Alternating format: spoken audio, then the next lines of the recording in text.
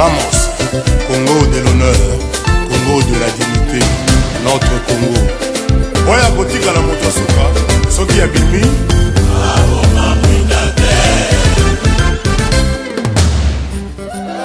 Bébé Kero, Bébé Kero, Congolais nyoso bandimi yo, yembela Congo mboka na yo.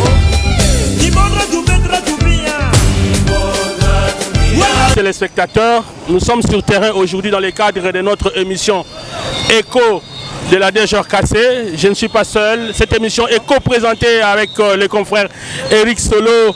Voilà, nous sommes là, Eric Solo. Voilà, Mbotena Bandekono sur le sur terrain. Total comment les chauffeurs vont se comporter par rapport à la vignette. Pour développer le Congo central. La raison pour laquelle tout ça descend sur terrain. Tout bandi awa na londe. Bakomona tokoma ti banvoadu tokoma ba belvedere tokoma ba bwima nyoso totala comment ba chauffeur ba se comporter ndenge nini bako futa vignette na bango pour permettre ba pesa makoki na DGRKC pe DGRKC a pesa makoki et pas ya province pour atonga banzela totonga ba école totonga ba hôpitaux tout ça la makambe belé o ezo déranger population donc tout ça ko senga na ba chauffeur bande konoso ba futa vignette na bango et ko zali ko malamu matondo mingi betime traîner ngumuka tangu yai bifulu yankaka bifulu kele ba agent ya DGRKC sa mukangu na kulutaka samba futa ya ba ou vignette même ka futa vignette yangeve l'état peke na mani mange ya vanda mbote mingi ve matondo mingi na cameraman Charlie Ndombasi qui funda ya matondo betike ki twadi na ba cameraman yankaka ba journaliste yankaka et betike na kwenda na kifulu yankaka sana kubakila beno bifikula matondo mingi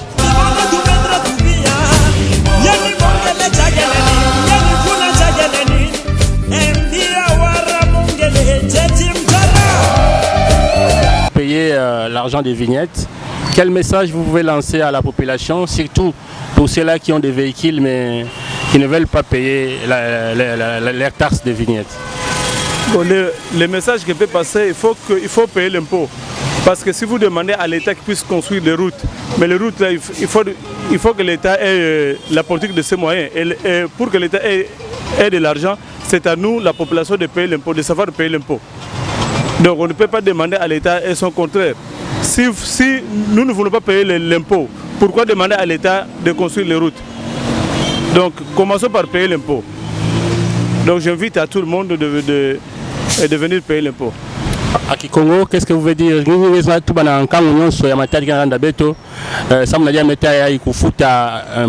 La vignette. Bon, diambo mulena tuba na population. Si kana beto zone l'État ni bongo sabanzila, bazila vanda mbote. Donc beto batufana pesa l'État ba mbongo. Et mbongo ngo l'État fana baka na ba impôt. Donc mona loma na batu na population ya Matadi na kufuta ba impôt ba vignette, futa ba impôt ya vignette sana l'État ni bongo sabanzila. Donc ele lomba vena l'État andi bongo sabanzila mengeyo ongezo nvo kufuta mbongo. Donc beto batufana pesa ni mbongo yina ni bongo sabanzila. OK, d'accord, merci.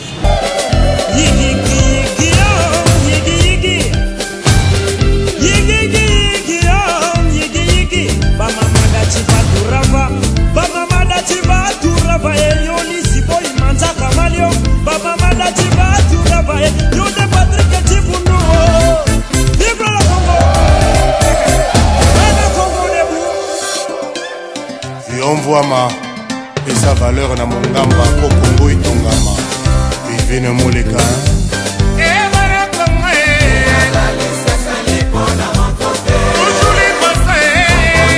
Mesdames et messieurs, nous continuons notre course et à travers la ville portière de Matadi. Ah, Kuma na Kifulu ya Sebo.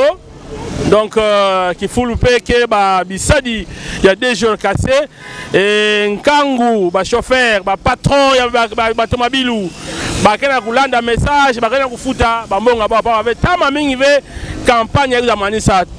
Eric Solo. Voilà, on est dans libongo conscience ya congolais na do sepela ba ndeko mosusu oyo ba mesana bango deya ko servir nation congolaise bandeko balika ba mesana ko pesa apport na bango pona ko soutenir mboka na biso tozomona bango ba manifester bonne volonté wana et puis ba sa quitter na ba devoir na bango to moni bazoya ko futa vignette wana ezaka une fois par an et ça m'a une fois. Et batika temps est belé pour la bande ko luka ozo déjà ba disposition comment faire n'engani okosa quitter la devoir oyo et le autre comme qu'on a vente forcée donc bande ko abaye on s'enregistrer awa et puis à un moment donné au futimbongo na yo on retirer vignette na yo 2 3 4 5 minutes directement après sur vignette au bambongo na mutuka cela justifie que on allait maintenant en ordre dans l'État congolais et on a contribué d'une manière ou d'une autre pour la reconstruction. Il y a province Nabiso, ton akati ya mboka Nabiso. Yango to sengi na bandeko ba chauffeur, sika oyo zali. Otambo na kati ya makadam, yeba ke makadam wana etonga makana mbongo. Ezo senga fo mbongo ezala ko pesa misolo. Et pas ya l'État pour l'État ayeba ko bongisa ba mabulu, ayeba ko tonga banzela, atonga ba hôpitaux yango moto moni le to comme na deuxième site na ronde na bito sali au deuxième site yangoyo na sebo et puis après awa tokotala ndenge bandeko mosusu ba se comporter tokoyoka pe bandeko mosusu ndenge ba koloba à travers la caméra la biso. Merci. On n'a pas trop de commentaires, nous allons devoir passer la parole na ndeko oyo pangi mrezo futa mbongo nani awa et yake sala mbote mingi kuluta betoku wayandi yani encourager pe ba tomabilu yankaka ba tu yankaka kena ba tomabilu samba kuiza swalou baluta na ba site yai qui est à travers la ville portière à Matadi. Matin Domingue. Emmanuel Kabouya. Moi je suis Emmanuel Kabouya, je suis venu acheter le vignette. Mais comment ça se passe? Est-ce que c'est bien? Est-ce qu'on t'a servi? Tu es satisfait? Bon, on est en train de me servir, mais je pense que le service est bon. Qu'est-ce que vous pouvez dire à tous ceux-là qui ne veulent pas? Il y en a des propriétaires de véhicules, des chauffeurs qui ne veulent pas, qui doutent encore de venir payer leur vignette. Pourtant, c'est un devoir civique. Qu'est-ce que vous voulez leur demander? Je veux juste leur demander de venir acheter les vignettes parce que c'est bien. C'est aussi, ça sécurise aussi nos véhicules, nos vies aussi. J'espère, je peux dire. Nalinga la kolobani na bandeko ba Holanda biso. Na linga na koloba bayaka kosomba parce que c'est bien. Les autres sécurisés pe biso na ndenge to tambola ba mituka donc c'est un peu ça. Merci. Bonjour. Vous êtes ici sur place. Qu'est-ce que vous pouvez nous dire par rapport à cette taxe de vignette? Est-ce que les chauffeurs sont en train de passer? Comment ça se passe? Oui, ça se passe très bien. C'est la loi. Nul n'est au-dessus de la loi. Et quand vous voyez les gens venir sur la grande route, c'est pour vous dire que, en tout cas, c'est une obligation. Donc, les chauffeurs sont en train de venir et tout ça, en tant qu'organe technique, nous sommes en train de prendre de l'argent, vendre la vignette pour donner des moyens à son Excellence, Monsieur le Gouverneur, pour construire des routes et faire beaucoup de travaux dans la province. Quand est-ce que vous allez clôturer?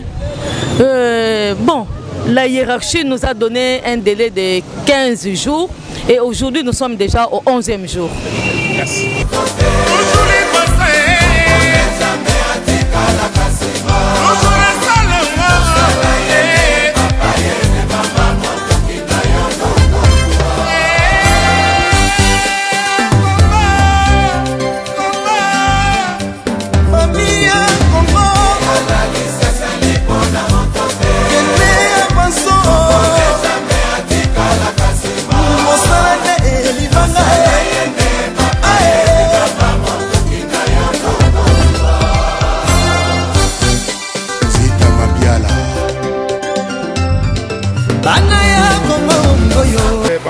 Voilà, mon conducteur a des difficultés beaucoup de temps na terrain pour avoir contrôle ya vignette. Est-ce que ba difficulté beaucoup de temps mais ces alignes au ko transmettre la contrôle dans biso pas problème vous sur terrain. En tout cas, musala ezoleka kitoko mais tozana difficulté moko kaka. Difficulté tozana yango ba ndeko na biso to ba autorité o bazana ba laisser passer ba logo o to ko tanga kombote.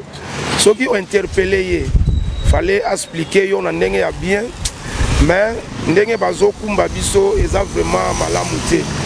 Yango na zo senga que faut pas la courtois envers bagent de l'ordre o ya pays na bango pe ya province na bango.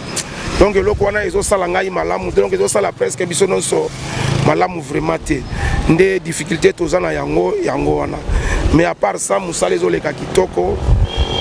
Ndenge tozana terrain en tout cas presque ba taximan ba particulier banani bazo somba vignette mais kaka eloko pesi biso pasi na regret bandeko na biso o bazana ba logo pe ba laisser passer naza susu na mingi ya koloba te na suki kawa. Merci.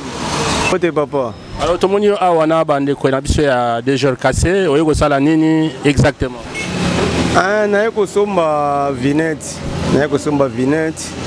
pour na mituka nanga. Voilà, motivation bato mususu baza un peu na moi doute parce que ezali l'état de muta pesi yango alobi esengeli ko futa misolo ya vignette. Alors conseil ko pesa na ba oyo baza na bandako bazoko akoya te pona ko futa. Na kosenga na ba ndeko na biso ba chauffeur, ba patron, ba transporteur, ba voiture au transport. Boya kosomba vinette pour vinette eza malamu pona province na biso. Ça contribue aussi pour na kosala misala ya province. Lelo basuka to senga na ba oyo ba sombina nute. Baya kosomba parce que tango bako banda okanga to mona bata province mabete. La guerre ce n'est pas bon. Ninga esoki ya sali. Il faut ça servir.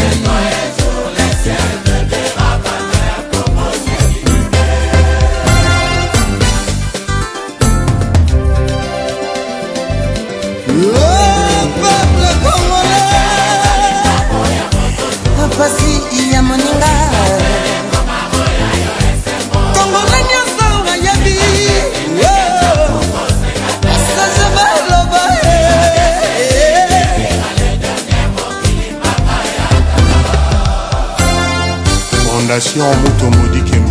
Voilà mesdames et messieurs, comme vous pouvez les constater, nous avons quitté la ville portière de Matadi.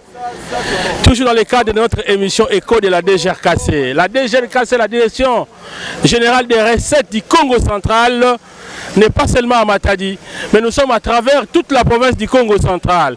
Nous avons donc quitté la ville portière de Matadi pour nous rendre ici à Kitadila.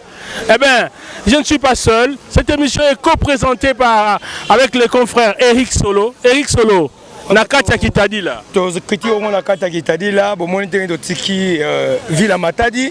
Tu es en Kitadila pour la comment nenge taxe oyo ya vignette et zo continuer ko sala mosana yango ne lengeni kani ba chauffeur ba zu yango et nengeni ni ba agent ba collaboration na bango na ba chauffeur eza nengeni ni et ba agent sécurité ainsi de suite ba service nyoso donc toza na bango awa to mega ko solo la petotala nengeni ba ko yoka ba interview na bango ba ko sala et puis to commenter après mais dis-moi tu ali awa na kata kitadi la nenge bozo constater awa na simana biso to pour toute la émission Oyotobengi Écho de la 2GRKC. Voilà mon amboka son les écritures. Voilà sans plus tarder, Toko Kende, Tozo Amituna ya bandeko. Thank you.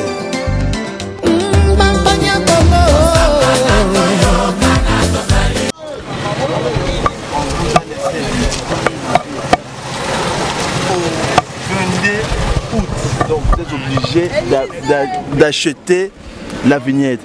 Pourriez-vous nous brandir votre volet jaune? La réception volet jaune à Moutouka. J'ai avec mes compagnons. Bon, la qui ça n'a volet jaune à Moutouka. Mais c'est bon, ce qui est vrai, tous avez besoin d'original. Mais du moins, rien n'empêche, vous n'avez que ça comme document. Ah ouais, ils ont mon Moutouka. La première mise en sécurité, c'était le 8 mois 2024. Donc, monsieur, vous êtes vignettable, qui veut dire aux années éligibles au Sumba vignette. Kita, Oya au Sumba vignette. Non. Kita père.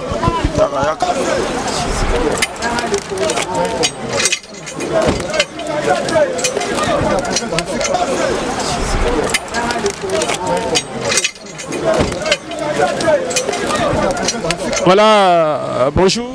Bonjour. Veuillez vous présenter, cher ami. Oui, je suis Giscard Massenga Kimenu, chef d'équipe Kitadila. Voilà, chef d'équipe Kitadila, ici à Kitadila. Voilà. Alors dites-nous, comment se passe la vente des vignettes depuis que ça a été lancé à la province? Depuis le 12, je pense. Depuis que nous avons commencé la vente forcée. En tout cas, ici à Kitadila, tout se passe bien. Malgré il y a quelques anomalies, la PCR peut être distraite. Mais dans l'ensemble, tout va bien. Tout va bien. Alors c'est quoi cette vente de vignettes? Ça c'est quoi? Qu'est-ce que vous voulez dire? Vous pouvez expliquer à nos téléspectateurs par rapport à cette sorte de taxe? Oui, la vente de vignettes commence depuis le mois de janvier. C'est ça que nous appelons la vente libre. Du mois de janvier, du 1er janvier au 31 mars. Le 1er avril, nous débutons à la vente forcée. Et au mois d'août ou septembre, nous sommes dans les différents sites de tous les coins du Congo central pour la vente forcée. Et c'est pourquoi notre présence ici à Kitadi. Ça consiste à quoi? Pousser à tous les véhicules de payer la vignette.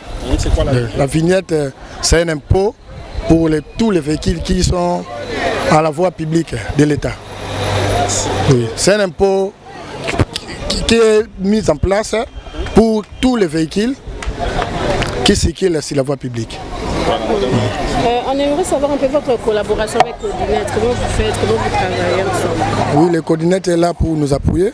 S'il y a un couac dans des logiciels, dans la machine que nous sommes en train d'utiliser, le Codinet est là pour nous appuyer, pour débloquer les machines. Nous travaillons en collaboration, tout va bien en tout cas. Un message à tous ceux-là qui veulent échapper à cet impôt des vignettes. Oui, un message pour tous ceux-là qui échappent à la vente forcée. Nous sommes toujours là, je crois, au mois d'octobre, nous serons encore dans les différents sites pour ceux-là qui échappent à cet exercice 2025. Merci beaucoup. Oui.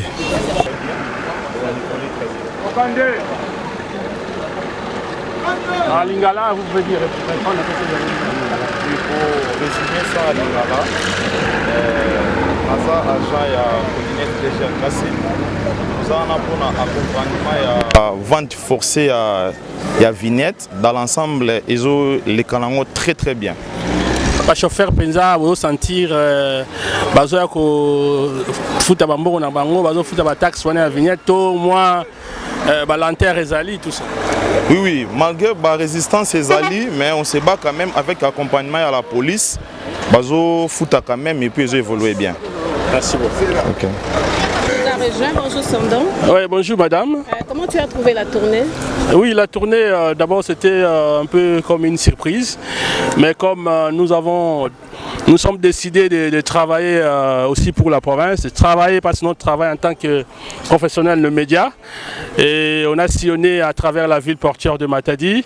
Il était question de traverser aussi parce que Matadi n'est pas le Congo central. Il fallait aussi arriver de ces côtés ici vers Kitadi là. Nous avons vu comment le travail se passe et nous avons vu d'ailleurs la mobilité, comment les responsables de véhicules se donnent corps et âme pour payer cet impôt qu'est la vignette. Et donc les choses se passent très bien. Mais pour ceux qui doutent encore, parce que le gouverneur de province, grâce à Sangui Bilolo, comment va-t-il laisser des empreintes indélébiles si nous ne voulons pas l'accompagner? Et donc nous devons payer l'impôt car nous n'avons qu'une régie financière dans notre province. Cette régie financière, quand elle a deux moyens, et ces moyens vont permettre au gouverneur, grâce à Bilolo, de construire des routes, de créer beaucoup de choses pour l'intérêt public. Voilà, merci beaucoup. Il y a aussi Sacré qui est là pour le compte de RTZ. Tu peux lui tendre le micro s'il te plaît, Sandon. Voilà. Voilà, merci beaucoup Maman Mireille. Alors, ensemble avec les agents de la première régie financière provinciale, en tout cas nous avons débuté notre tournée très bien. Dans la ville portuaire de Matadi, nous avons sillonné certains points chauds, notamment Sebo, Kianvo, pour ne citer que cela. Alors j'espère que vous avez à constater ici le décor a un tout petit peu changé. Parce que nous sommes hors la ville de Matadi, là nous nous trouvons à Kitadi, là justement, question de s'enquérir de la situation d'un contrat qui a été signé entre la Codinet Groupe SA et la province du Congo central. Alors nous sommes là, question de savoir si les automobilistes sont quand même en train de respecter la procédure, car payer les impôts contribue justement à l'intérêt de la province et de tout un pays. Donc voilà ce que je pourrais contribuer, Madame Mireille. Voilà. Très bien, merci beaucoup, bien parlé et bien dit. Merci beaucoup Sacré pour ce message si profond. Alors il y a aussi Jessica Mwanza. En fait, nous sommes une grande équipe, une grande équipe qui travaille pour le compte de la DGRKC, spécialement aussi pour accompagner le gouvernement dans tout ce qu'il a comme programme. Alors la province a vraiment besoin d'argent. Jessica, tu as un petit mot à placer? Merci beaucoup pour la parole. Ce que je peux dire, je voudrais lancer un appel à toute la population, à toutes les personnes qui nous suivent, pour participer au développement intégral de la grande province du Congo central. Nous avons besoin des moyens, si et seulement chacun de nous essayer de mettre la main sur la pâte. Ensemble, nous voulons lutter contre l'incivisme fiscal.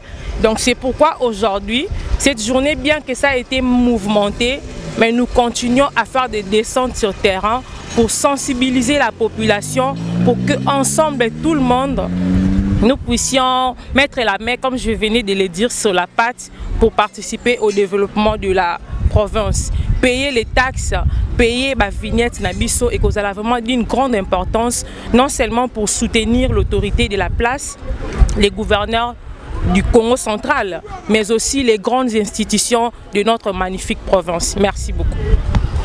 Très bien dit, chers confrères. Je ne sais pas, presque à la fin. Est-ce qu'il y a quelqu'un qui a encore un petit mot? Mais je crois que ça sera en lingala. Qui a besoin de parler? Congo. Alors, na Kikongo l'État moule na tuba mutindu yai.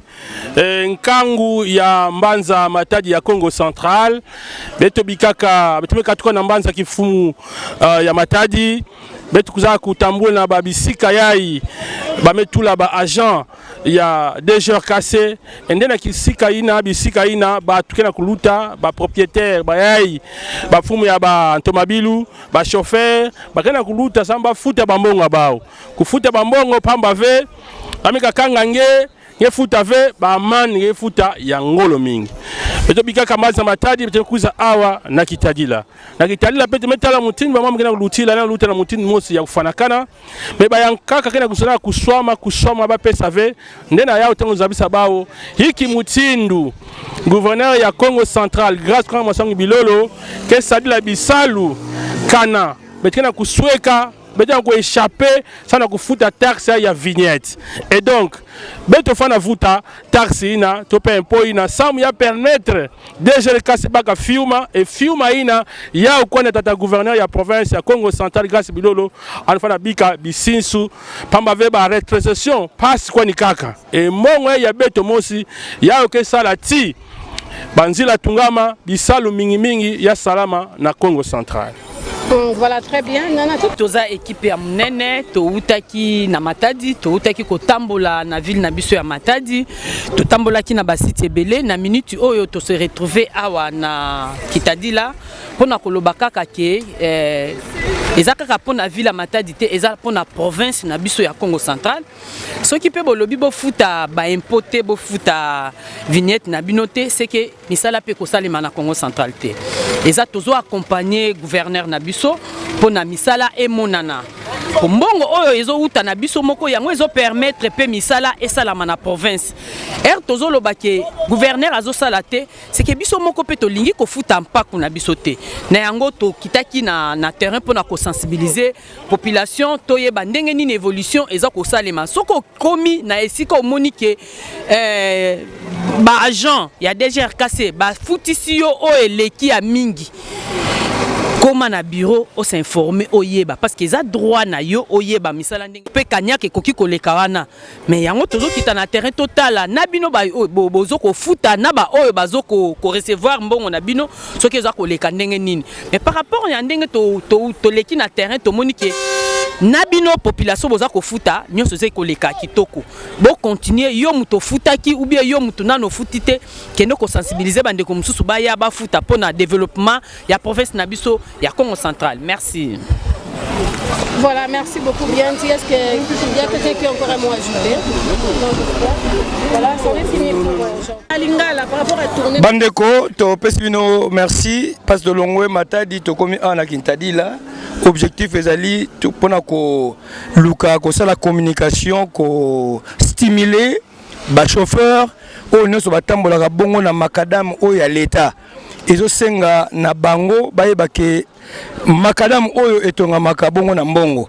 Donc cela veut dire faut pas contribuer tant soit peu pour le développement il y a province nabiso mbongo ekouta likoloté mbongo ekouta kaka la rétrocession mais biso awa na kata province faut créer peu ba recette nabiso o eko permettre pour que makoki ezwama na déjà cassé et déjà cassé après ça ba moyen na province pour que province atongela biso ba école province atongela biso ba hôpitaux province atongela biso ba nzela province asala ba makambo o eko permettre population donc à répondre à la désidératé à la population. Raison pour laquelle Totiki Matali Potona Kintadi la Potota la comment bah chauffeur va se comporter par rapport à la taxe ou à la vignette et tout moni comment bandeko bazo somba et volonté wana yango to lingi bandeko ba chauffeur mususu o batika liba emboîter les pas pour que tout comme la vignette oyo ne to comme on na suka donc et comme si qu'on attend oyo vignette et comme la vente forcée donc ceux qui ont précis yango te il y aura des amendes qui vont suivre après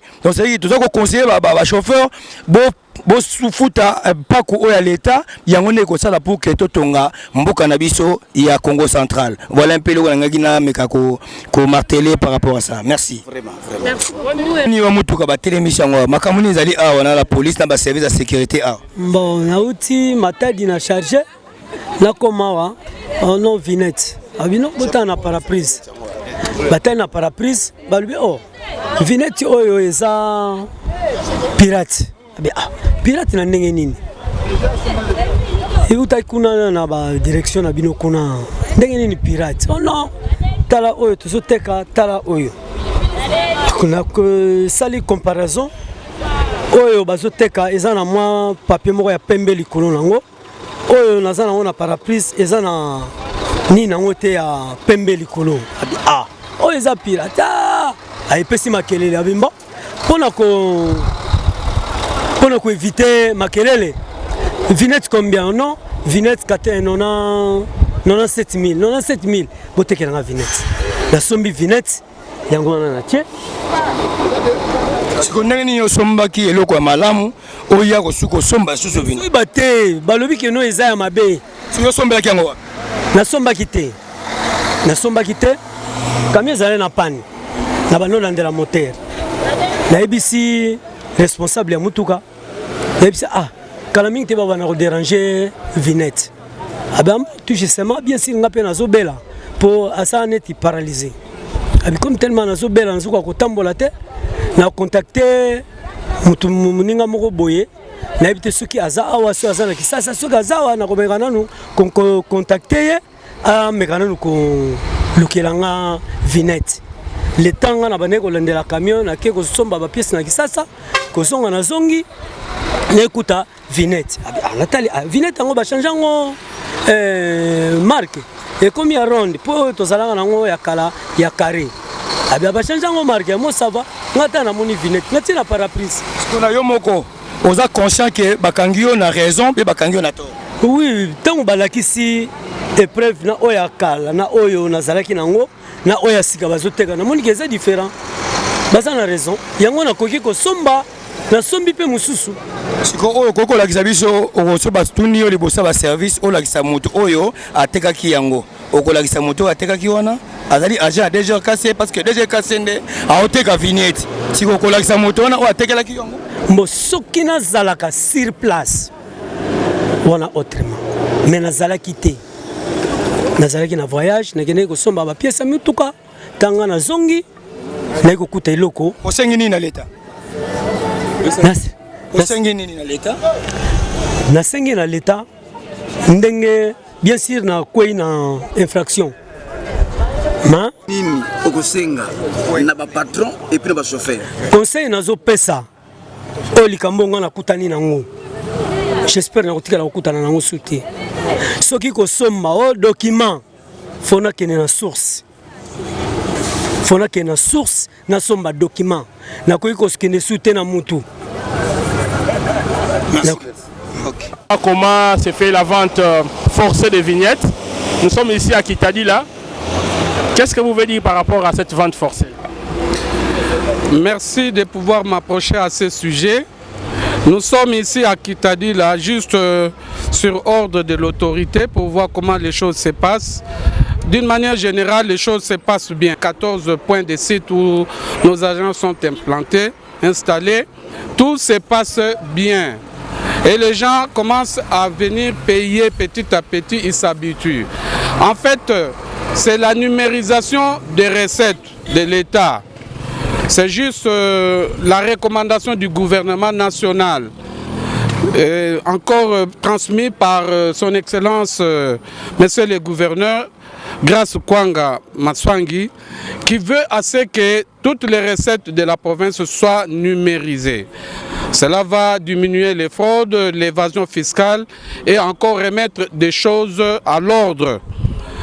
Et encore un constat fait, même à Matadi, les gens s'habituent à ces systèmes. Mais le constat reste un peu amer, dans ce sens que l'évaluation faite sur place à Matadi révèle qu'au moins les 1/3 seulement d'assujettis ou des transporteurs, des propriétaires de véhicules sont en ordre. Et les restes là posent encore des problèmes. Donc nous invitons la population, notamment les transporteurs, les propriétaires des véhicules, à pouvoir se mettre en règle, à pouvoir toujours être des hommes civiques, des hommes responsables. Payer un impôt, c'est contribuer au développement de la province. Voilà en fait ce que je pouvais dire. Alors, voilà mesdames et messieurs, comme vous pouvez le constater, nous sommes ici à Kintadila, juste avant d'arriver à Kenge. Et voilà que nous avons fini notre ronde. Nous avons débuté dans la ville portuaire de Matadi. Et à Kintadi, là, nous avons fait notre travail et nous sommes arrivés à la fin avec notre confrère Eric Solo. Mais Madame Mireille est là. Oui, Eric Solo. Ouais, merci beaucoup comme vraiment la souka très rapidement. Tu as juste été conseiller na bandeko ba chauffeur et ba transporteur ba onyoso boso ba vignette to contribuer pour le développement ya province na biso ya Congo central. Inutile ya koluka ba faux fuyant koluka comment faire ndengeni na koluka. Non. Il n'y a pas de chemin, son bande vignette nayo et que parmi na makambo ebele. Bilongo so na boy ko lobango na télévision, bande ko yo to benga ba c'est les initiés, ba ko comprendre makambo na loba, c'est ko kende gauche et droite été. Adresse za moko ba agent des écassés bazali wana, somba vignette nayo en bon et uniforme, ba permettre yo ba PCU yango et puis vous allez enregistrer d'une manière officielle et non officieuse pour nous contribuer dans le développement du Congo central parce que le numérisation yango ne commis nouvelle technologie ou commis qu'on fait avancer makambo. Donc système ba poche bani tout ça ils sauté. Donc voilà le conseiller na bande ko ba chauffeur donc bo somba ba vignette wana to contribuer pour le développement Congo central. Madame Mireille, vous êtes de la DGRKC. Voilà, ouais. Et vos impressions par rapport à cette ronde? Ouais, je suis très contente pour cette ronde. Nous avons commencé par Londé, le rond-point Londé. Nous avons fait un tour à Sebo et là nous avons chuté ici à Kitadila où les choses se passent très bien. Alors j'aimerais seulement plaire Bandeko Dangai. Bolobio non, province. Contribuer.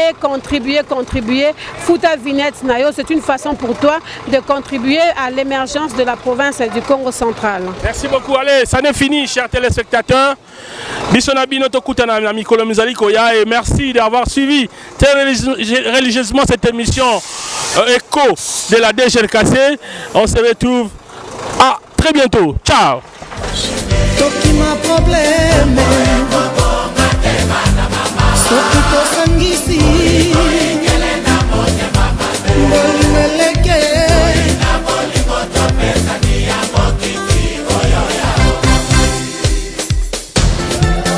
batongaka mboka na maloba pamba te ifo mosala eleka maloba nebele. Charles Moshemvula, Anthony Fetas, Panaché, Steve Konde, Texas Katani.